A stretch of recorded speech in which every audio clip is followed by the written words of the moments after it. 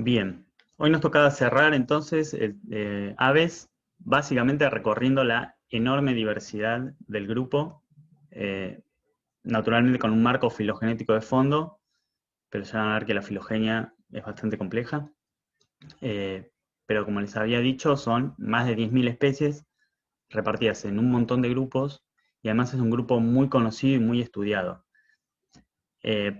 Por lo cual, digamos, uno se siente obligado a mostrar una buena representación dentro de todo de la diversidad, y aún así uno está dejando un montón de grupos afuera que son incluso muy conocidos. No pasa lo mismo con otros grupos, anuros o lepidosauриos, de repente la diversidad también es enorme, pero muy poco conocida y comparativamente muy poco estudiada, entonces no da la impresión de que uno deja fuera tantas cosas. Así que bueno, prepárense, voy a tratar de ser lo más ameno posible. Para los que no sepan, ya que estamos con aves, en la Facu existe un grupo que es un club de observadores de aves, que es el Club de Observadores de Aves de la Reserva, justamente que tenemos ahí atrás de los pabellones, contra el río. Y nada, que aquel que le interese las aves o que le interese colaborar con actividades, trabaja muchas veces junto con el GECA, que probablemente también lo conocen. Los invito y las invito a sumarse a algunas de estas agrupaciones que llevan, digamos, la naturaleza y el respeto por nuestro entorno a la gente, y a la gente a veces los mismos estudiantes de exactas, ¿no? Entonces, súmense que siempre viene bien. Hablando de adoctrinamiento. Bueno, arrancamos. Bien, acá de referencia les pongo una filogenia que es muy vistosa, así, una figurita muy linda, que es una filogenia molecular, que es la de Prumental 2015. Et al. Probablemente lo habrán leído más de una vez, ¿no? Saben qué es et al, qué quiere decir et al, Y otros. y otros quiere decir, ¿sí? Amigos. Es una expresión latina, ¿sí? Que quiere decir et alieri, ¿sí? Es en latín. Y es de usanza, digamos, general en ciencia usar et al.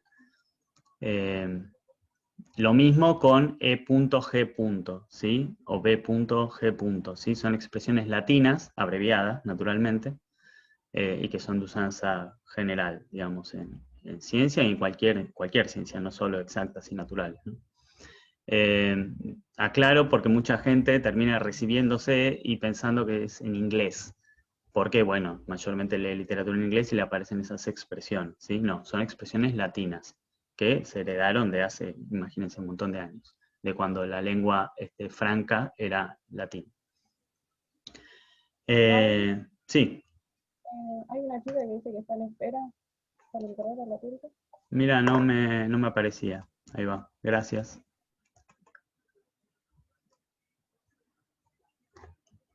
Bien.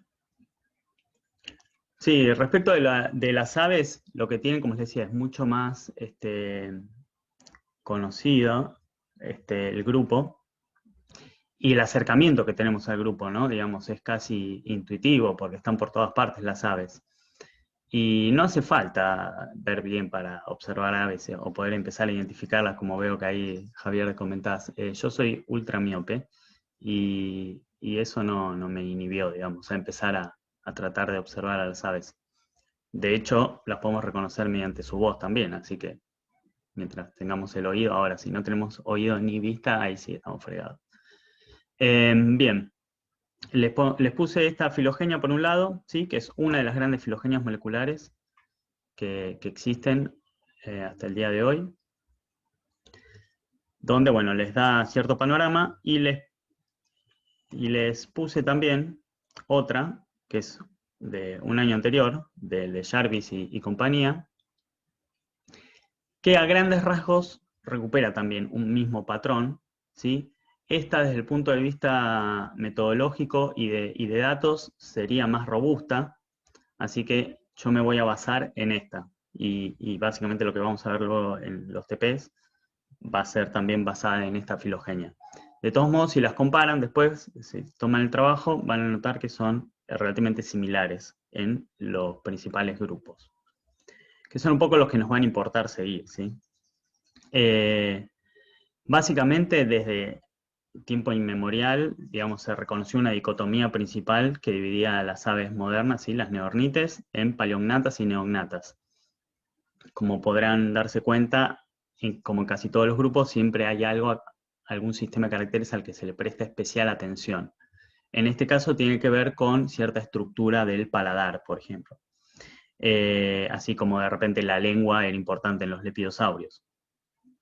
Y los nombres derivaban de ahí. Bueno, acá tiene que ver mucho el paladar en esa principal dicotomía. Y luego, lo que queda menos claro era cuáles eran las relaciones dentro de las neognatas, ¿no? Aunque con morfología ya se adivinaba cierta, o se recuperaba, mejor dicho, cierta relación entre galliformes y anseriformes, ¿sí? O sea, el grupo que incluye a las gallinas, pava de monte, codornices, etc., y el grupo que incluye a los patos. Y es un clado que se recuperó de manera muy robusta y muy contundente con datos moleculares, ¿sí? Pero que tiene evidencia morfológica. Y las restantes neognatas son neoaves, ¿sí? Se les dio llamar neoaves ese clado. Las relaciones entre los grupos de neoaves nunca estuvieron claras con morfología, ¿sí? Las relaciones de nodos profundos, ¿no? O sea, las principales dicotomías. Sí quedan capaz más claros los órdenes, lo que tenemos acá, por ejemplo, que figuran como terminales. Pero con molecular tampoco quedan claros esos nodos profundos, ¿sí? Solo algunos clados son los que quedan más claros y son los que vamos a mostrar, digamos, así como consenso. Así que es un tema abierto todavía, la filogenia de neoaves, sobre todo. Entonces, en resumen, tenemos esto, ¿no? Clarísimo. Esto es lo que está súper claro. Muchos formes, claro. Eso es la terminación estándar para orden. Tenemos paleognata versus neognata, la principal dicotomía, como les decía, estructura del paladar, y dentro de neognata, galloanceres y neoaves. Neoaves son todas las demás. Sí. Solamente en aves, formes es la terminación de los órdenes o en vertebrados en general. No, en animales en general.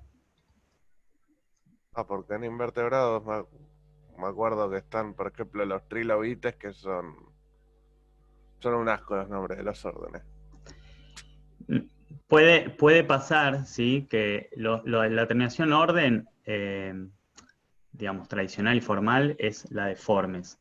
Lo que ocurre es que muchos grupos, cuando va cambiando la sistemática, lo que era un orden pasa a ser otra cosa y se generan nuevos nombres, ¿sí? Pero pasa a ser otra categoría. De todos modos, con el avance de la cladística y de basarnos en una sistemática filogenética, esas categorías lineanas van perdiendo su valor, ¿sí? Pero siguen existiendo, ¿sí? Se van generando nuevas, porque resultan infinitas, ¿no? Pero sigue siendo igual, ¿sí? Es zoológica la nomenclatura. Lo que ocurre muchas veces es que, bueno, alguna gente de paleontología no se dedica a sistemática, ¿sí? Que de repente pues es la que te enseña. Entonces los docentes, la mayoría de los que tenés ahí en paleontología dando invertebrados, no se dedican a sistemática.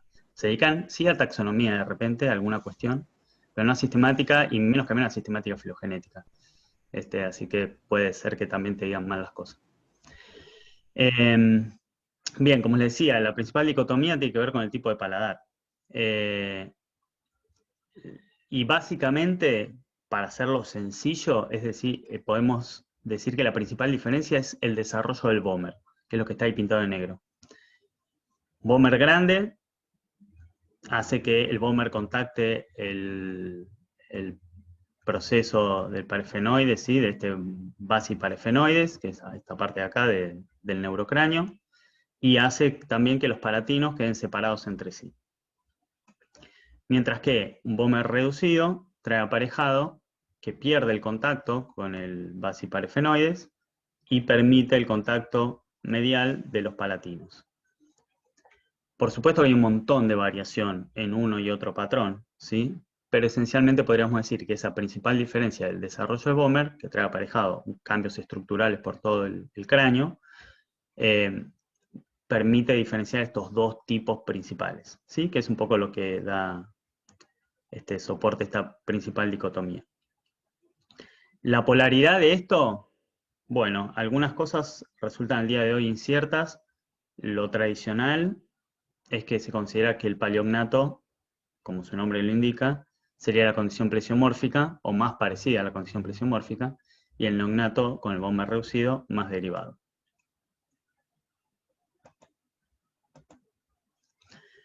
¿Quiénes son las paleognatas? Y esencialmente son lo que habitualmente uno denomina ratites, ¿sí? Que son las aves corredoras, ¿sí? Que tienen alas reducidas y un montón de características que ustedes probablemente ya conocen: ñandúes, avestruces, los emú, los casuarios, el kiwi, etc. Y los tinamiformes, ¿sí? Que son los inambúes, martinetas, falsas perdices en general. Es interesante que típicamente se reconocían como grupos hermanos, ¿sí? Ratites y tinamiformes, pero desde hace muchos años viene haciendo ruido esta monofilia de las ratites y no quedaba claro si eran polifiléticas, parafiléticas o lo que fuera, digamos, respecto de las tinamiformes. Al día de hoy, aparentemente, resultaría que las tinamiformes están anidadas en las ratites, por lo cual las ratites serían parafiléticas. Pero no es un caso cerrado tampoco. Como ya vimos de la clase pasada, tiene un montón de cosas plesiomórficas, como por ejemplo ser precoces en su desarrollo. Los pichones salen del huevo ya completamente emplumados, con capacidad de caminar, etc. Pero bueno, eso lo tiene un montón de grupos, es la condición plesiomórfica, ¿sí? En el TP vamos a ver algunas características más, ¿sí? Morfológicas, que nos van a permitir interpretar un poco estos animales. Otra cosa, para aquellos que les interese, les habilito, igual yo quiero creer, ¿sí? Consulta. Vieron que yo a los de mi turno les doy las presentaciones en Prezi, ¿sí? Los TPs. ¿Se los comparten? Sí. Ok. Sí, sí, sí. Está bien. Sí, siempre se me pasa a preguntarles, pero asumía que sí. Bien, ahí en el Prezi, para ser más sencillo, recuerdan que ya en el primero, en la sinopsis misma, había un montón de recursos para ir recorriendo los diferentes grupos de vertebrados, con diferentes páginas que mostraban diversidad, filogenia. Bueno, hagan uso de ellas. Yo de todos modos en el Prezi les voy a poner un link dentro de cada rama a algún grupo que pertenezca a ese clado, como para que ustedes puedan ir recorriendo la diversidad y la taxonomía, ¿sí? En lo que es Birds of the World, que ahora está bajo la Universidad de Cornell. Después se los muestro en un ratito, pero para que, digamos, yo no les voy a mostrar toda la diversidad, imagínense, no podemos ir recorriendo todos los grupos, pero para que ustedes mismos y mismas vayan haciendo eso por su cuenta. Qué tránfugas que son, ¿eh? Bien. Somos argentinos. Somos argentinos, orgullo, soberanía nacional. Nada mejor que en el Día de la Soberanía Nacional. Bien, tenemos acá, por ejemplo, dentro de las ratites, de lo que habitualmente llamamos ratites, pero que no sería un grupo monofilético al día de hoy, tenemos a las reide, por ejemplo, representadas en nuestro país, ¿sí? Voy a hacer énfasis en la fauna local, ¿no? Que por ejemplo tenemos dos especies, ¿no? Ñandú y choique, o ñandú petizo, que le dicen, de distribución más que nada en Patagonia y todo lo que es monte. Los conocen, simplemente les pongo así como para que les suene y les traiga algo a la cabeza, ¿sí? Y por el otro lado los tinamiformes, ¿sí? Como les decía, inambúes martinetas, que acá tenemos de diferentes tipos. Algunos son de distribución patagónica, otros son de distribución chaqueña. Suele haber bastante alopatría entre linajes hermanos. Y hay algunas formas que son de ambientes más cerrados, ¿sí? Como los tataupás que tienen acá. Se caracterizan, entre otras cosas, por poner huevos muy coloridos, que es algo bastante peculiar entre las formas más basales, podríamos decir. Perdón, Raúl. Sí, decime. ¿Qué es alopatría? Alopatría es cuando dos linajes evolucionan sin superposición geográfica, dadas por alguna barrera geográfica o por diferencia de recurso o lo que sea, y evolucionan en áreas distintas. En contraposición a simpatría, donde dos linajes evolucionan compartiendo una misma área. Ok, gracias. De nada. Si cursan evolución, eventualmente se supone que lo ven, o deberían verlo, pero no sé. Imagínense si damos toda evolución también metida en vertebrados. No terminamos esta materia. Bueno, acá tienen martineta, muy común en lo que es Patagonia, por ejemplo, esta martineta, o el inambú. Es muy común acá en la región pampeana, este inambú. Pero en lugar del país donde van a tener algún representante de este grupo, ¿sí? Igual que las ratites que vimos la vez pasada, también tienen el hálux reducido, ¿sí? Tienen ahí típica pata cursora. Te perco en la mano, sí, mala edición ahí. Y bueno, tiene algunas otras características que, como dije, ya vamos a ver en TP, si no, no termino más. Y dentro de Neognata tenemos dos grandes grupos, los galloanceres, como les decía, galliformes y anseriformes. Galli, o sea, si termina en formes, no se lo tienen que saber, ya formes ya les suena ahí, listo, formes, ¿sí? Se concentran en la otra parte del nombre. Galli y anseri, como leo Galli. Comparten varias características morfológicas, ¿sí? Que ya permitían entender que estaban relacionados estos grupos. Ahí les puse algunos, ¿sí? Que después en TP los vamos a ver bien sobre las cosas, digamos, sobre los modelos, fotos, lo que sea, para ver bien cómo se ven. Básicamente es un grupo hiper diverso, hiperdiverso, no en comparación luego con Neoaves, ¿sí? Pero en comparación con las paleognatas es bastante más diverso y es de distribución cosmopolita, ¿sí? Tanto galliformes como anseriformes son de distribución cosmopolita. De hecho, probablemente los anseriformes sea el grupo de mayor distribución de entre las aves, quizás incluso contando a los paseriformes. ¿Qué cosas tenemos acá de galliformes que sean nativas? Aparte, ¿no? Obviamente ustedes conocen al pollo, ya van a empezar ahí con los chistes de pollo les pido y esas cosas. Pero acá tenemos galliformes nativos, incluyendo, por ejemplo, a las pavas de monte, a las yacutingas, un tipo de urú, digamos, parecido a una codorniz, un mitú, etcétera, ¿sí? Diferentes galliformes de acá, ¿sí? De América del Sur. Y que además están en el país. De hecho, pava de monte se llega a ver acá en la ciudad, eventualmente en la reserva de nuestra facu se ha llegado a ver pava de monte. Es más excepcional, pero se ve. Es parte de su distribución de la selva del delta, digamos, ¿no? Y bajan hasta acá. ¿Son pseudodáctilos? No, no son cigodáctilos, son anisodáctilos. Acá se ve muy bien que el hálux está para atrás y los otros tres para adelante. Yo decía por la otra pata Que tiene el hálux para atrás y las otras tres para adelante. Porque tiene esta medio torcido de costado y tiene la pata Sí, de sí. costado. Tiene la pata de costado. Ah. Viene bien, sí, la pregunta.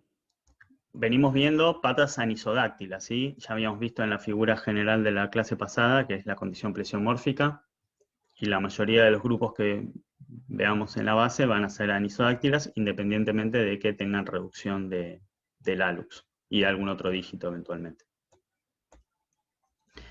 Y por el otro lado tenemos a los anseriformes. Y los anseriformes tenemos, podríamos decir, varios grupos en realidad, sí, pero dos linajes claramente divergentes. Uno es el que incluye al chajá, ¿sí? Los anímidos. Esta foto fue sacada por un amigo ahí en la facu también, ahí atrás. Comparten todas las plesiomorfías que venimos hablando, ¿sí? O sea, comparten las simplesiomorfías, ¿sí? De, por ejemplo, desarrollo precoz. Y quizás como cosa más notoria, es que estas aves tienen espolones muy desarrollados, ¿sí? En el ala. Acá ven, este es el carpo metacarpo, esta es la zona del carpo y esta es la zona de los metacarpos. Y asociado sobre todo al metacarpo del primer dígito, tiene un enorme espolón y otro más pequeño, ¿sí? En la parte distal del carpo metacarpo. Es muy común el desarrollo de espolones en aves, ¿sí? Pero bueno, este es uno de los grupos que lo tiene y que se caracteriza por ello. Son típicos habitantes de zonas anegadas, ¿sí? Ustedes cuando vieron la pata del chajá dijeron, es como un ave que camina sobre zonas con agua. Y exactamente, es eso, es un animal que camina zonas anegadas, es mayormente herbívoro, lo cual no es tan típico, quizás, de muchas aves. Quizás una cosa que señala que es mayormente herbívoro es su enorme volumen, ¿sí? Fíjense, es un barril con alas, ¿sí? Cuando está volando realmente llama la atención. Tiene alas como de rapaz, si se quiere, pero el cuerpo es un barril. Y eso tiene que ver con su herbivoría.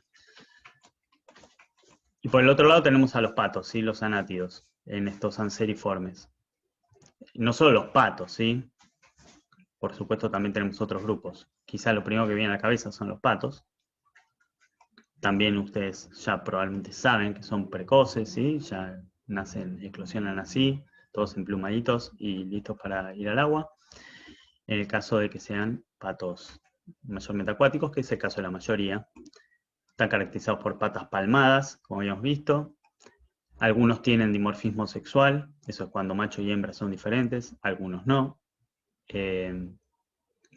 También algunos tienen ornamentos en el pico, algunos no.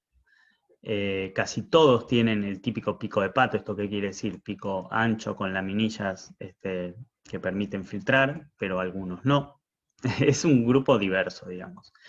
También algunos presentan zonas de las alas, ¿sí? Con ciertas coloraciones más llamativas que resultan evidentes cuando el ala está abierta, que se llaman espejos alares, que básicamente funcionan en la comunicación intraespecífica, pero algunas no. Así que no hay mucho así como ultra general que aplique, que sea fácil de mostrar para todo el grupo, salvo cuestiones osteológicas, ¿sí? Y esas cuestiones que, bueno, son más técnicas. Y luego tenemos a las neoaves, ¿sí? Que son todas las demás. Vamos a tratar de ordenarnos acá un poco, siguiendo la filogenia de Jarvis, pero bueno, no sé qué tan ordenado va a salir. Uno de los clados, ¿sí? Que agrupa más de un orden y que se recuperó casi siempre en los análisis moleculares y sí siempre en los últimos, que tiene muchísimo soporte y que empezó a la vista de los datos moleculares, digamos, de las hipótesis moleculares. Los morfólogos fueron a buscar la evidencia también y decir, bueno, a ver, y hubo morfólogos que salieron a decir también diciendo, yo siempre lo dije, capaz que lo dijo alguna vez, puede ser. Mayer es el caso de uno de ellos, ¿sí? Un gran ornitólogo, paleoornitólogo alemán, un gran morfólogo que, bueno, sí, ha dicho muchas cosas y entre ellas sostuvo alguna vez que macaes y flamencos podían estar desarrollados. Bueno, obviamente a la postre de las hipótesis moleculares, también salió a buscar un poco cuáles podrían ser las formas fósiles emparentadas con este grupo que darían cuenta de formas intermedias y explicarían hacia dónde fueron las divergencias morfológicas en cada uno de los linajes, que a priori no se parecen mucho. ¿Sí? Macaes son estos, acá tiene el macato oviano, ¿sí? En riesgo de extinción, con proyectos de conservación muy grandes que se vienen llevando adelante para conservar sobre todo lo que es el área donde nidifica, ahí en los lagos glaciarios del sur de nuestro país. pero no tienen vistas de que le vaya a ir muy bien. Ojalá me equivoque, pero ya viene declinando hace tiempo. Y bueno, su distribución no es tampoco muy extensa y sus aspectos reproductivos son bastante complicados. Pero bueno, puede durar un tiempo más. Y por el otro lado tenemos a los flamencos, que bueno, los conocen, ¿sí? Naturalmente tienen una morfología, los flamencos, naturalmente divergente, ¿sí? Una manera de alimentarse peculiar, un pico muy extraño, un cráneo muy extraño en general, entonces es natural pensar de que su pariente más cercano vivo no se le parezca. Resultó ser que eran los macaes. Hay algunas características morfológicas que pueden funcionar como sinapomorfías de este Phenicopterimorpha, así se llama el clado. Todos estos clados moleculares, sobre todo en la propuesta de Jarvis, muchos de estos terminan en morphae, ¿sí? Morpha, le podemos decir. Y bueno, nada, como para que les suene, ¿no? Son claramente grupos nuevos, ¿sí? Son grupos que no estaban propuestos antes en su mayoría. Algunas cosas que comparten son un notarium, ¿sí? Un notarium es una serie de vértebras fusionadas que anteceden al sinsacro. La presencia de notario es común en un montón de grupos, ¿sí? No solo estos tienen. Pero bueno, se da de manera homoplásica. Y en este nivel de la filogenia funciona como una sinapomorfía, aunque no única. También tiene un número alto de vértebras cervicales, ¿sí? Más que los que andan dando vuelta por esa zona de la filogenia. El número de plumas primarias suele usarse mucho en las caracterizaciones, ¿sí? En este caso 11 primarias podría funcionar, pero 11 primarias hay un montón de grupos que las tienen también. Hay una capa de huevos que también es muy similar en ambos grupos y no se encuentra comúnmente en otros linajes. Esa quizás es un poco más concreta. Hay muchas aves que también presentan las uñas, una de las uñas en realidad del pie, ¿sí? Que presenta como un peinecito. No, perdón, eso era otro rasgo. Me fui para otro grupo. Las uñas de estos bichos son como planas, ¿sí? Son justamente como uñas, son parecidas a uñas, no son como garras. Eso es particularmente así en los macaes, ¿sí? Que son muy planas. Lo vimos cuando vimos la pata de macá, pero lo podemos ver luego, ahora en un ratito. Y en el flamenco también tiene uñas relativamente planas. Y bueno, y el registro fósil da cuenta que hay formas intermedias que funcionan como nexo entre ambos grupos. Así que este quizás es uno de los grupos nuevos que más soporte tiene y que más evidencia morfológica también puede llegar a tener, llamativamente. Acá tienen un par más de macaes que pueden encontrar acá en la zona, por ejemplo, al macá grande. Este es relativamente común de ver en los grandes lagos de acá de la ciudad. Es común de ver Río de la Plata, ¿puede ser? en la costa del río también es muy común de ver. Así que si ustedes se asoman y se quedan mirando un rato, sobre todo en esta época del año, al río, obviamente ahora, bueno, no sé qué onda, pero van a poder ver macaes grandes. En el lago Regatas, ¿sí? Que es no sé si lo ubican, parte del Parque 3 de Febrero, la parte que está más cerca de la facultad, ahí sobre Pampa, Firo del Corte y Pampa, ese lago de ahí que queda al lado del club de golf, también pueden ver este tipo de macaes y otras especies también. Hay 3 especies de macaes acá en la ciudad que se ven de manera relativamente frecuente. ¿El de arriba a la izquierda está cuidando su huevo sobre el agua o es otra cosa eso? No es otra cosa, es exactamente esto. Estos, como les decía, tienen aspectos de nidificación bastante particulares, son aves muy acuáticas, ¿sí? Son aves buceadoras y hacen sus nidos en el agua y crían, ¿sí? A sus pichones en el agua, ¿sí? Los llevan ahí siempre en el dorso. Entonces dependen de los cuerpos de agua, ¿sí? Que estén en buenas condiciones para poder hacer sus nidos. Son muy buceadoras, eso se refleja claramente en la posición posterior que tienen las patas. De hecho, cuando están en el agua, bueno, uno los ve así, pero cuando emergen a tierra, su postura es muy vertical, ¿sí? Porque tienen las patas muy atrás. No tanto como los pingüinos, ¿sí? Pero podemos decir algo intermedio entre un pato y un pingüino, para que se den una idea. Y tienen estas patas lobadas, como habíamos visto, ahí se ve muy bien lo de las uñas planas, ¿sí?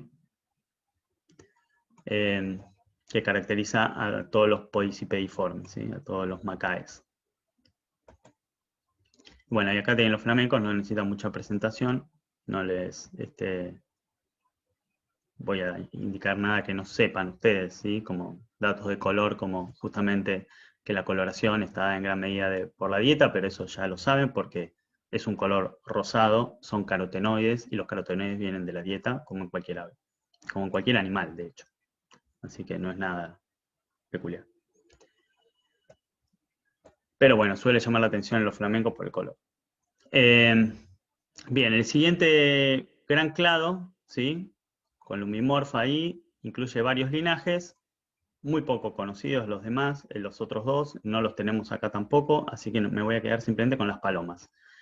Aparentemente las palomas ocupan una posición relativamente basal o de divergencia temprana de los restantes linajes entre las neoaves. Son un grupo cosmopolita, súper diverso.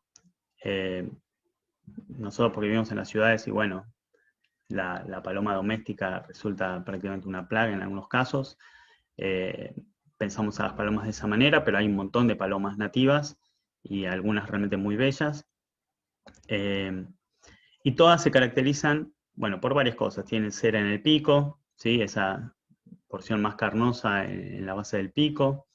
Tienen en la región auricular, ¿sí? Típicamente plumas de señalización. Tienen algo que se denomina esquizorriña, ¿sí? La mayoría de las aves tienen proquinesis, ¿sí? O sea, tienen una zona de flexión acá entre lo que es el rostro y el resto del cráneo. Sin embargo, en algunos casos está más exagerada esa cinesis y en otros menos. En los casos donde está más exagerada, ¿sí? Que forma una zona de flexión extendida, está dado porque las narinas se extienden posteriormente más allá de ese límite, si se quiere, dado por la relación entre rostro y cráneo. Cuando eso pasa, se le llama esquizorriña, ¿sí? Que se extiende la narina así. Si la narina está completamente contenida, en el rostro, se le llama olorriña, ¿sí? Con H, todo en el hocico, toda la narina contenida en el hocico. ¿Sí? Hay varios grupos que tienen esquizorriña, bueno, los columbiformes son uno de ellos. Y acá tienen algunos ejemplos de palomas que podemos encontrar acá, concretamente, ¿sí? La torcaza, que probablemente todos la conozcan, ¿sí? Yo los nombres que les presento son nombres de la lista patrón de nombres, ¿sí? Donde un montón de gente que se dedica a estas cosas se pone de acuerdo y dice, vamos a usar estos nombres comunes, ¿sí? Nombres vulgares. Por supuesto que en cada punto del país, cada punto del planeta, cada persona le dice distinto, ¿sí? A los animales que tiene al lado. No tienen por qué coincidir con esa lista patrón, ¿sí? Les aclaro. Porque torcaza le llaman a otras cosas, a otra gente, etc. A mí me causa gracia en las redes, ¿no? Cuando interactúa gente de diferentes lugares y hay gente que, como uno capaz, que está más preparado académicamente, uno sabe que existen esas diferencias, y gente que no, y que te dice, no, pero eso es una bla bla. Pues sí, pero cada uno le dice como sea en su lugar de origen, ¿no? Como las torcasas, por ejemplo, mucha gente le dice tórtolas en otros lados. Pero bueno, acá elegimos decirle torcaza de manera más patrón. Lo mismo con la torcasita, ¿sí? La torcasita picuí, Columbina picuí. También es común de ver acá, ¿sí? Es la más pequeña de las palomas que tenemos por acá dando vueltas. La picazuró es la más grande de las que tenemos por acá dando vueltas. Muy reconocida por su voz. La ubican a estas, ¿no? Especies. Sí. Sí, yo Monstruo y tengo 20 picaros todos los días. Ahí está muy bien la voz, exactamente, esa es la voz de la Picazuró. Y, Esas cantan a las 4 de la mañana acá. y acá en la ciudad pobre están todas trastornadas las aves. Y la que quizás sea menos conocida, ¿sí? Menos vista, es la yerutí, ¿sí? Que también la tenemos en la ciudad, pero se limita a zonas más cerradas, más boscosas. Entonces solo las vamos a ver en las reservas urbanas, ¿sí? En Costanera Norte y Costanera Sur, esencialmente. También en el bosque de Palermo, etcétera, pero más que nada ahí, también muy reconocida por su voz, ¿sí? Mucho más lejana, por así decirlo, ¿sí? Es más sombría, pero digamos es muy común también. La van a escuchar siempre.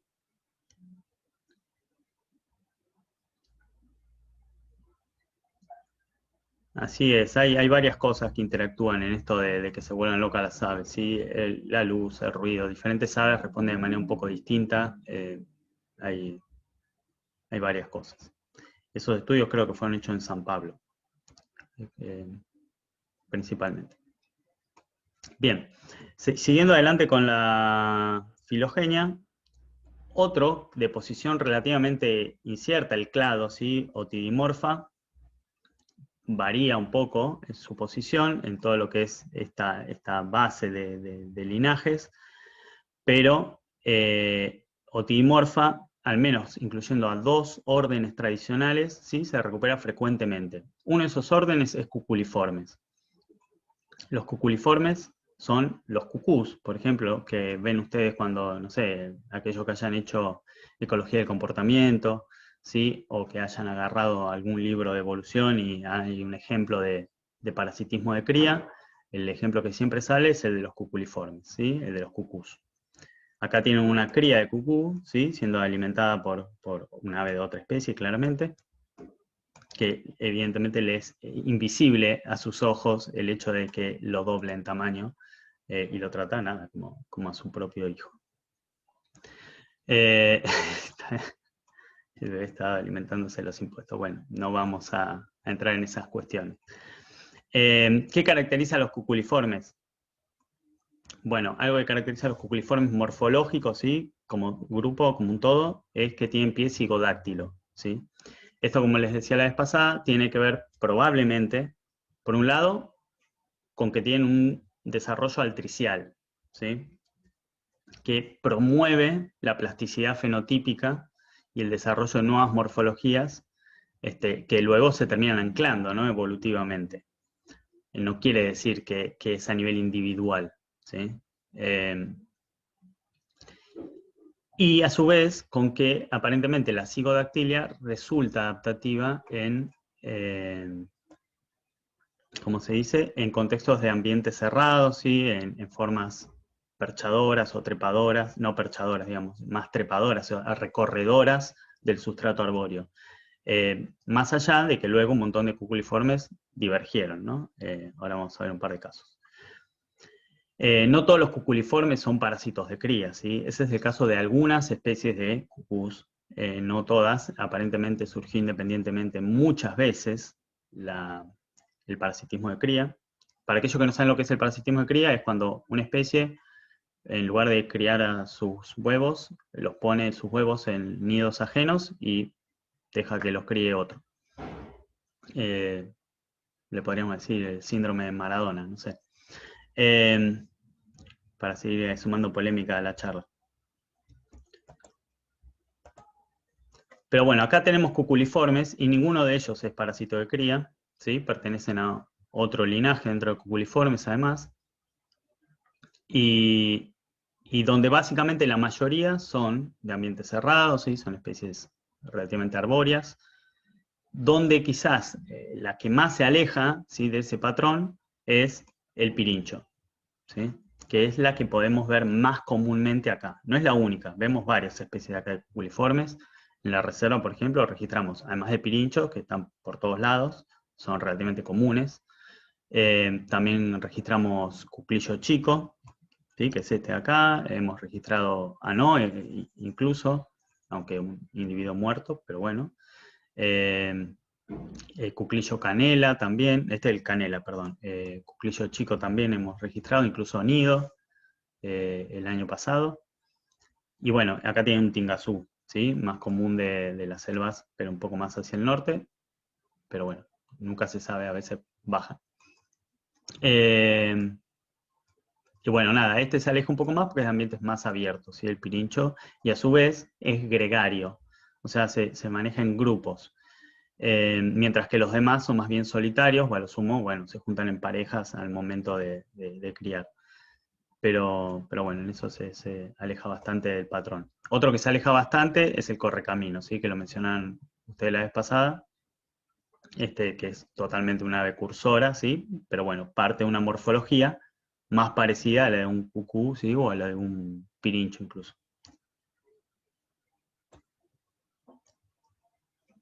Sí, realmente ha inspirado mucho a los paleoartistas el pirincho. Han reconstruido muchos dinosaurios no avianos como pirinchos. Bien, otro clado que viene siendo recuperado y que se encuentra ya siempre en los análisis moleculares, aunque las relaciones internas son complicadas, es que o bien se puede llamar caprimulgimorfa o directamente caprimulgiformes, juntando varios órdenes tradicionales en uno solo, ¿sí? O estrizores, ¿sí? Con ese estrizores también es otro nombre que se le da a este clado. Este clado incluye un par de grupos o órdenes tradicionales que ya se consideraban emparentados, ¿sí? ¿Cómo es el nombre alternativo? Estrizores, pero... Estrizores, con ese, estrizores. Así.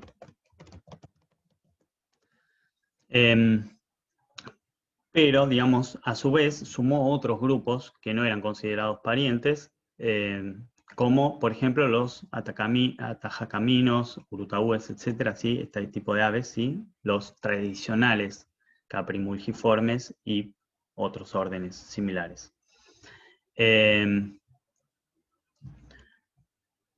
Mira, ahí está. Sí, busqué el nombre y me llamó la atención. Claro, sí, porque cabra, bueno, sí, ¿qué tiene que ver la cabra? Bueno. Y este grupo incluye también a vencejos y a picaflores, ¿sí? Ahora vamos a ver un poco de esto, ¿no? ¿Quiénes son los tradicionales caprimulgiformes? ¿Sí? Son estos, ¿sí? Atajacaminos, urutaús, etc. Si bien los análisis moleculares empiezan a descubrir que en este gran grupo de caprimulgiformes, que como verán se caracterizan por tener bocas muy anchas, son animales que cazan sus presas en vuelo, tienen coloraciones muy crípticas, se caracterizan, fíjense acá las vibrisas, ¿no? Altas vibrisas tienen estas aves, ¿sí? Eso es muy típico de animales que cazan insectos en vuelo, tener vibrisas muy desarrolladas. Y se caracterizan también por tener un alto peine en la uña, ¿sí? Con la cual se acicalan.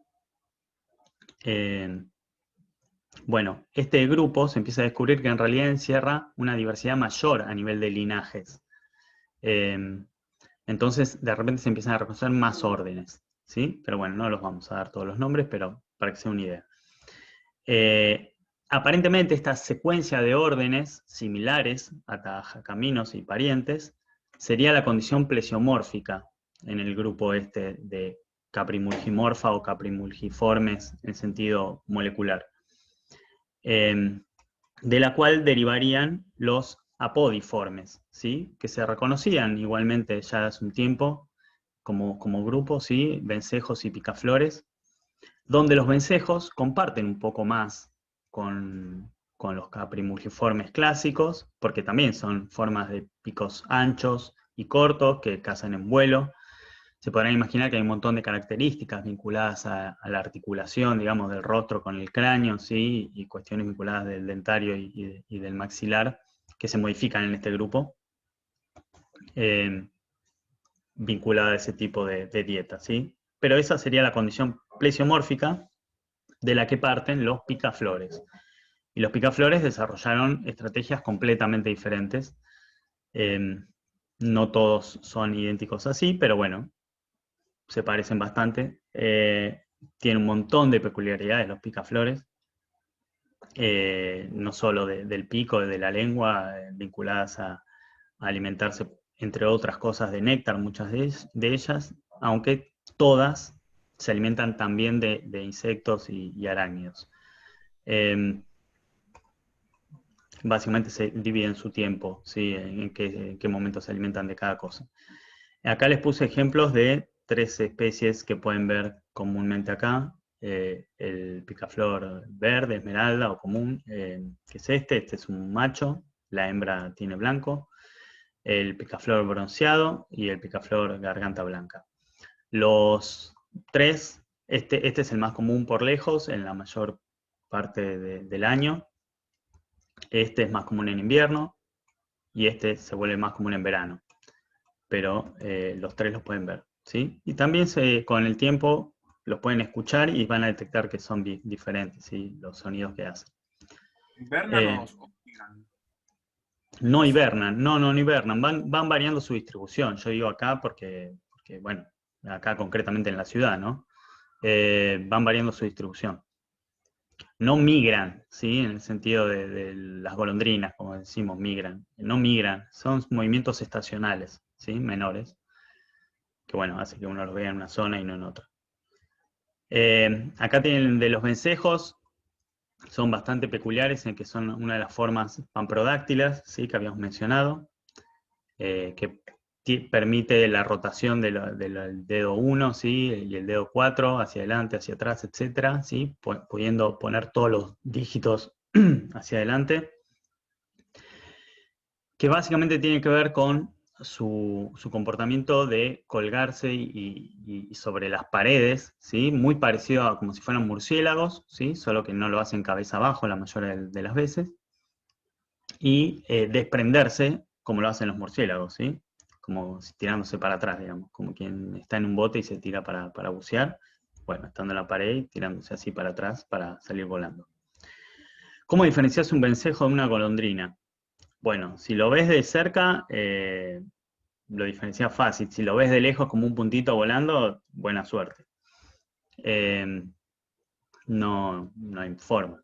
De cerca son distintos, pero independientemente de cuestiones esqueletarias y más de detalle anatómico a nivel de identificación, y no, va más que nada a comportamiento, maneras de volar, cuestiones muy concretas de las especies que existen en una determinada región y que te permiten identificar. No hay cuestiones tan académico-científicas, por así decirlo, que valgan para todo el grupo, a nivel de identificación así a campo.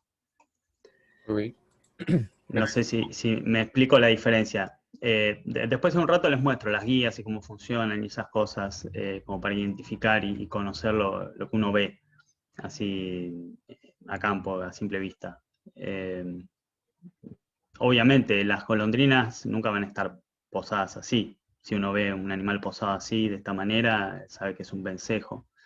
Digamos, De hecho, con esta morfología, ¿no? O sea, son muy gregarios, ¿sí? Las golondrinas también, pero los vencejos son particularmente gregarios, forman enormes grupos, vuelan en enormes grupos también, bueno, las golondrinas también lo hacen, pero la verdad que se parecen en algunas cosas, pero forman colonias mucho más grandes. En estos paredones se juntan de a cientos, digamos. Y lo hacen siempre, digamos. Es algo cotidiano. En las golondrinas, bueno, pasa más por temporadas, que de repente en la temporada reproductiva puedan juntarse más y se ven en grandes grupos, incluso alimentándose, pero bueno, no sé. También vuelan a mucha mayor altura muchas veces los vencejos, depende de la especie de vencejo, el vencejo de tormenta típicamente, pero qué sé yo, son tantas particularidades de cada especie que no hay una sola cosa. Sí, Rodrigo, querías comentar algo. de esos hacen la sopa de nido de ave, creo, ¿no? Sopa de nido de ave, Sí. no conocía. Sí, sí. ¿Cómo En es? Oriente, Tailandia, algo así, se hacen una sopa de nido de ave, que es un ave, creo que es el vencejo, que hace el nido de saliva, y eso se hace sopa. Mira, no sabía, hacen sopa de cualquier cosa, la verdad. Bueno, voy a hacer. Bien, otro gran grupo de afinidad absolutamente incierta dentro de las neoaves la posición de los gruiformes. Los gruiformes como grupo terminanformes, orden, en un grupo ya reconocido, pero su posición dentro de neoaves no está nada clara. O sea, no está nada clara dentro de estas secuencias, ¿no? Como siempre digo. ¿Por qué? Porque estos dos grupos a los que vamos a llegar están clarísimos y nada entra ahí, ¿sí? Esos grupos ya están definidos. El verde y la mayor parte de, bueno, podríamos decir el azul, pero bueno, la mayor parte del azul están, podríamos decir, absolutamente definidos en cuanto a su contenido, más allá de las relaciones internas.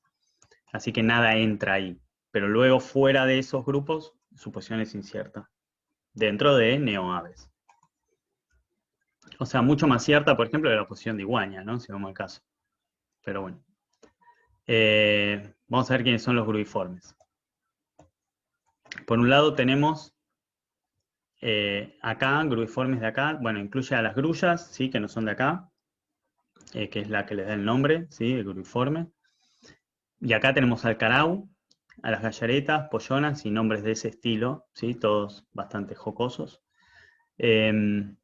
No se parecen mucho a simple vista en muchísimas cosas. Por ejemplo, las patas son todas distintas. El carau y las grullas tienen patas anisodáctilas con dedos relativamente largos, pero nada distintivo fuera de eso. Puede tener cierta condición brevipalmada en algún caso.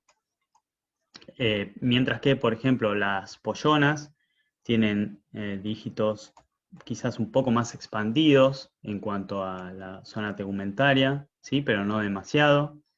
Mientras que las gallaretas sí tienen una condición muy expandida, ¿sí? Del tegumento ahí, formando festones, es lo que se le dice pie festoneado. Y entonces, digamos, hay una diversidad importante. Lo que sí, están todas vinculadas a ambientes acuáticos, ¿sí? En mayor o menor medida. Desde formas más vadeadoras a formas más nadadoras. La alimentación suele ser desde animalívora a omnívora, ¿sí? Tenemos el carau, que es animalívoro, prácticamente completo. Mientras que tenemos formas como las gallaretas, que son más omnívoras, ¿sí? Aunque se alimentan mayormente de animales, aunque más pequeñitos la mayoría de las veces. Acá tienen algunas fotos, por ejemplo, esta y esta son sacadas ahí en la Facu también. Crían las pollonas, estas son pollonas negras, pollonas comunes, digamos. Crían frecuentemente en la facultad, así que son de las aves quizás más comunes de ver ahí en el pantano. Y bueno, las gallaretas probablemente las conocen, hay varias especies acá. Todas se caracterizan, pollonas y gallaretas, se caracterizan por tener escudete, ¿sí? Esta proyección sobre la frente, ¿ven? Que todas tienen escudete, y esa es quizás la manera más sencilla de identificarlas a simple vista. Pero hay otras cosas, ¿sí? Pero no los voy a aburrir con esas otras cosas. Y otro gran grupo, que también pasa algo similar, ¿sí? Está completamente establecido desde el punto de vista morfológico desde hace tiempo, los caradriformes, pero su posición dentro de neoaves es incierta. Fíjense que en esta topología quedan como grupo hermano de gruiformes, pero en otras topologías quedan en otras partes. Es otro de los grupos que presenta esquizorriña, ¿sí? Esto lo van a poder verificar en cualquier cráneo siempre que agarren de un caradriforme que no esté llamativamente modificado. Porque es un grupo caradriformes muy diverso, que incluye formas ecológicamente muy especializadas, algunas. Bueno, y en algunos de esos casos se ha perdido la esquizorriña, pero bueno, la mayoría, las que tengan quizás cráneos un poco más generalizados, van a tenerlos todos esquizorriña. Y ahí tienen un chorlo. Hay un montón de nombres comunes, ¿sí? Ahí les puse teros, chorlos. Acá se llama tero real, ¿sí? Pero no está para nada emparentado con tero, ¿sí? Son bocetas, también es otro nombre que se le da. También muy comunes tanto acá en América del Sur como en África, ¿sí? Podemos decir ese grupito de distribución gondwanica. Gondwana occidental. Lo mismo las jacanas, por ejemplo, ¿sí? Que mostraba el otro día Rodrigo, son grupo de distribución gondwanica occidental. ¿Por qué se caracterizan los caradriformes más allá de su esquizorriña? Bueno, en general son animales vinculados a ambientes acuáticos o ambientes abiertos. Muy común en estepas, por ejemplo, estos animales, o en praderas también abiertas, ¿no? Pastizales incluso puede llegar a ser. El tero se caracteriza también por tener espolones, como vimos para el caso del chajá, para nada empanetado, y son varios los caradriformes que presentan espolones, ¿sí? Que aparentemente han evolucionado de manera independiente. Ese es el caso de las jacanas también, ¿sí? Que tienen espolones, quizás menos llamativos, digamos, menos notorio la mayoría de las veces. La jacana quizás lo más llamativo son sus larguísimos dedos, con los cuales camina sobre la vegetación flotante. Es, podríamos decir, un jebus emplumado. También se caracteriza por tener su escudete y otras ornamentaciones ahí, carúnculas, en la base del pico. También son muy comunes de ver acá, ¿sí? En la Facu se ven.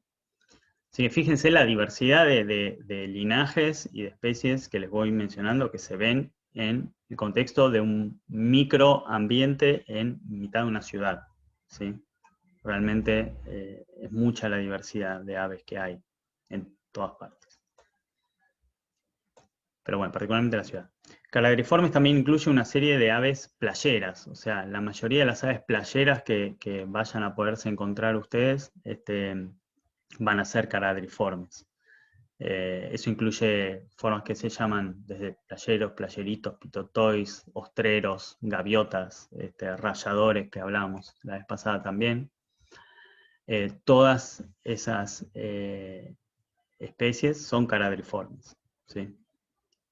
Y muchas más, ¿sí? Que no les estoy mencionando, realmente es un grupo muy, muy diverso. Dejé algunas afuera, ¿sí? De caladriformes también. Por ejemplo, la paloma antártica, también no es una paloma, ¿sí? Es un caladriforme, se llama paloma antártica, o sea, tiene medio forma de paloma. Y otro de los hallazgos quizás más notorios de las hipótesis moleculares tiene que ver con este gran clado que se le llamó Aquarnitia o Aquarnites, o cosas parecidas. Jarvis le llamó Aquarnitia, pero otros autores después lo llamaron un poco distinto. Que básicamente reúne un montón de formas vinculadas a ambientes acuáticos, ¿sí? Es interesante que Caradriformes, en algunas hipótesis, aparece como grupo hermano de este Aquarnitia. Por lo cual, bueno, también tendría que ver por ese lado. Y es interesante, ¿no? Que un atributo absolutamente homoplásico pueda caracterizar a un clado tan grande, ¿sí? Es cierto que luego dentro de cada grupo hay un montón de especies y linajes que divergen de esto, ¿no? Que de repente son más terrestres o no tan vinculados al ambiente acuático, pero es una generalidad realmente pasmosa esta de la vinculación al ambiente acuático. Incluyendo formas desde variadoras, ¿sí? Como pueden ser, no sé, cuervillos, garzas, cigüeñas, a formas oceánicas puramente marinas, ¿sí? Como pueden ser los pingüinos, como pueden ser los albatros y otros grupos. Por lo cual, digamos, es realmente sorprendente, digamos, que algo así tan homoplásico de repente sea tan característico de un clado tan grande. Así que este es un clado de los que no se mueve, sobre todo cuando sacamos estos dos de acá, ¿sí? Nos quedamos con lo que acá le llaman el core de las aves acuáticas, el núcleo de las aves acuáticas, que incluye un montón de órdenes. De hecho, acá le pusieron el mismo nombre de orden. Yo me voy a manejar muchas veces con diferentes nombres de órdenes como para marcarles que hay más diversidad, digamos, que morfológica, que era entendida tradicionalmente a nivel de orden, ¿sí? Porque de hecho puede seguirse entendiendo a nivel de diferentes órdenes, por ejemplo, estos 4, que acá los marcan como pelecaniformes, pero tranquilamente pueden ser 4 órdenes distintos, que de hecho morfológicamente son bastante distintos. Bueno, uno de los grupos, decíamos, son los pingüinos, ¿sí? Efeniciformes. Se podrán imaginar, es un grupo absolutamente apomórfico, ¿sí? Tiene un montón de condiciones ultraderivadas vinculadas con su vida marina. Tienen un registro fósil riquísimo que permite entender muchas de las transformaciones que sufrieron a lo largo de su evolución. No sé, por mencionar algunas cosas que puedan ver, su plumaje, ¿sí? Absolutamente transformado respecto del plumaje de la mayoría de las aves. Fíjense que a diferencia de lo que yo les planteé en la primera clase, que tienen terilas las aves, o sea, las plumas crecen solo en determinadas regiones, eso se transformó muchísimo en los pingüinos. Las plumas son pequeñitas pero crecen en todo el cuerpo prácticamente, ¿sí? No tienen estos tractos de terilas. Bueno, sus alas, ¿sí? Tienen los mismos huesos que tiene cualquier ala, pero están absolutamente modificados en aletas, ¿sí? Son mucho más planos, hay un montón de fusiones, el húmero está muy modificado, sigue teniendo su foramen aéreo, por donde entra el saco aéreo, etc., pero sus morfologías están muy modificadas. Algo muy característico también que tienen no solo los pingüinos, sino un montón de aves marinas, ¿sí? Que tienen una ingesta alta de sal, es glándulas de la sal muy desarrolladas. Las glándulas de la sal son comunes en arcosaurios, ¿sí? En general. Incluso hay un montón de formas extintas, no solo arcosaurios, también otros diápsidos, ¿no? Pero en arcosaurios es muy común, con ingestas de sal alta, que tienen glándulas de sal muy desarrolladas.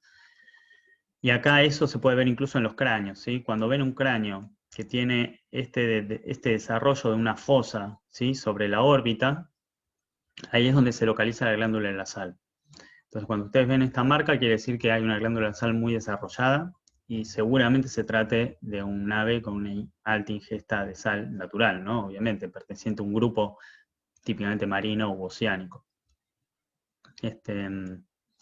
Bien, las patas, ¿sí? La mayoría de las aves son digitígradas puras, ¿sí? O sea, apoyan solo sobre sus dedos. Los pingüinos apoyan también sobre su tarso metatarso. Entonces son más plantígrados. Eso es algo relativamente, bueno, bastante raro, de hecho. Infrecuente entre las aves. Tienen el hálux muy reducido también, aunque está presente, ¿sí? Pero muy reducido. Tienen, bueno, en el esqueleto hay infinidad de modificaciones. Algunas las podemos ver más adelante. Es interesante. Bien, otro de los grupos que tiene glándula de la sal muy desarrollada, ¿sí? Procelariformes, aves oceánicas. Tenemos albatros, ¿sí? Como este, y petreles, como este. Algo que caracteriza y que salta a la vista muy fácil en estos grupos es que tienen una ranfoteca compuesta. O sea, por ejemplo, la ranfoteca maxilar tiene varias piezas, ¿sí? Que son evidentes en el adulto incluso, ¿sí? Estas diferentes piezas. No se fusionan entre sí en un único estuche. A eso se llama ranfoteca compuesta. A su vez, son animales muy carnívoros, ¿sí? Son grandes predadores estos. Además, algunas de estas especies son realmente gigantescas. Estas aves se alimentan mucho en el agua, ¿no? Y como mencionamos la vez pasada, las aves que se alimentan en el agua suelen tener modificaciones de las narinas, ¿sí? Y eso también lo pueden ver acá. Fíjense, tenemos de dos tipos, para dos gustos. Estas narinas muy pequeñitas, cubiertas bajo lo que es la parte del culmen, digamos, de la ranfoteca, la parte dorsal, con incluso membranas, ¿sí? Que permiten cerrar esa narina. Mientras que hay otras, ¿sí? Los petreles no son los únicos, pero hay varios tipos de este tipo de cosas, de narinas tubulares, ¿sí? Están localizadas en tubos, que a su vez también tienen ciertas membranas ahí en el orificio.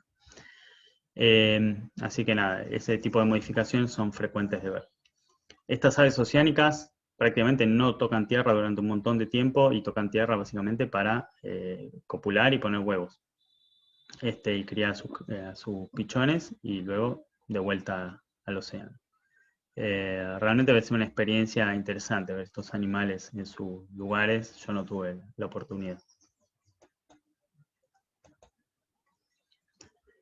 Dentro de Acuornitia tenemos otras un tanto menos acuáticas, sí, pero también vinculadas a ambientes acuáticos en general, ¿sí? Fíjense acá, usé el de la filogenia, Pelecaniformes, para que ustedes puedan llevarlo, digamos, con la filogenia, pero este Treschiornitide muchas veces era tomado como un orden, ¿sí? Treschiornitiformes.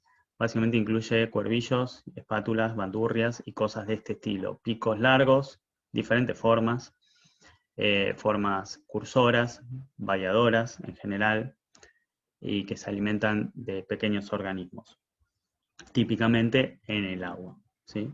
Pero también lo pueden hacer en tierra como muchas bandurrias. Estas especies que les muestro acá, salvo esta bandurria, las otras especies fácilmente pueden verlas acá en la ciudad. Particularmente los cuervillos, ¿sí? Son muy comunes, así que ese es otro grupo representado. Otro grupo representado, a veces puesto junto con pelecaniformes, ¿sí? Son las cigüeñas, ciconiformes. Es interesante que las cigüeñas fueron y vinieron por el árbol de las aves un montón de veces, incluso hipótesis moleculares, habían propuesto cosas tan locas como que estaban relacionadas con algunas rapaces. Pero bueno, no, finalmente tuvieron su lugar en un grupo que les es bastante más ecológicamente afín. De vuelta, también son grandes predadores, ¿no? Las cigüeñas, grandes carnívoros.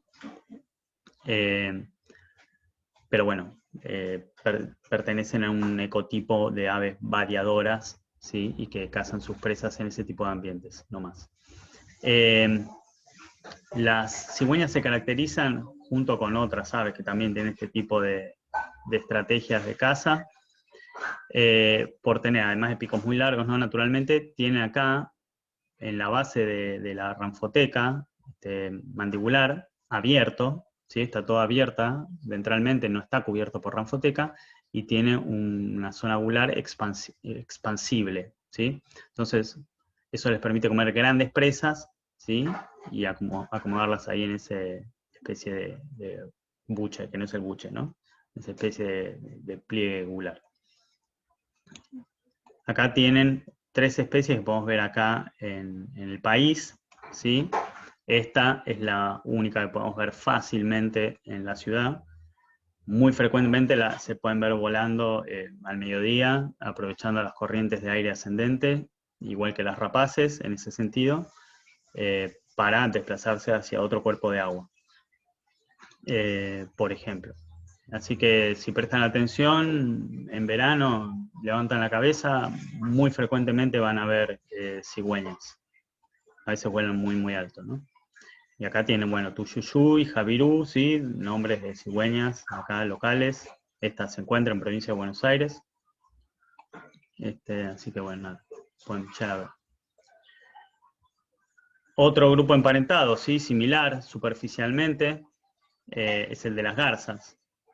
También tiene esa característica de la zona gular expansible, como se puede ver en este ocó.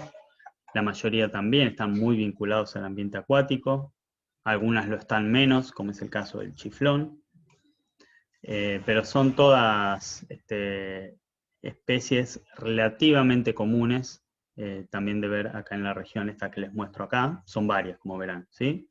La garza mora, la más grande de las garzas, realmente imponente, muy común de ver en la facu. Lo mismo la garza blanca, la garcita blanca, etcétera, en nombres todos así de fantasía. Pero todas estas garzas tienen esas características típicas de ecotipos de carnívoros que cazan vadeando. Se caracterizan también por tener una falange unguial del pie pectinada, o sea, con un peinecito que le permite acicalarse. Se caracterizan también por tener estas plumas, todas así como despelechadas al viento, que se llaman negretes, que suelen tener un gran desarrollo en la época nupcial. Y bueno, muchas otras características. Son especies comunes, las pueden ver por acá. Ya termino con los falacrocoráceos, con los acuornitios y cortamos. Suliformes, de todas estas, la más común que pueden ver es el biguaca, pero bueno, incluye también cormoranes y otros nombres, guanay, etc. Y también los suliformes incluyen, por ejemplo, a los piqueros, que hablamos la vez pasada. Todo este grupo presenta pies totipalmados, ¿sí? Que era algo bastante raro de ver, donde la membrana interdigital también suma al dedo 1. Acá tienen otros suliformes, ¿sí? Como los piqueros, que ustedes ya los conocen, probablemente documentales, etc. Ahí tienen otra especie. Y también incluye a las fragatas, ¿sí? Aves bastante peculiares que bueno, tienen una envergadura gigantesca, ¿sí? Son aves que planean muchísimo, muy gregarias también, como los piqueros. Difíciles de ver en estas latitudes, ¿sí? Se ven más bien sobre la costa, volando a veces sobre el río, pero son muy comunes en latitudes más bajas. Bueno, vamos a hacer un break, ¿sí? ¿Qué les parece si paramos?